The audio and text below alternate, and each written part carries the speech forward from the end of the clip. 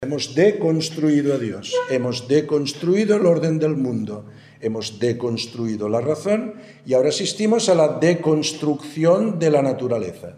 ¿Existe una naturaleza de lo que es el hombre? Bueno, esto es una cosa opinable, cada uno vive según quiere, esto se ha de respetar mucho. ¿Existe una definición natural y racional de lo que es la familia?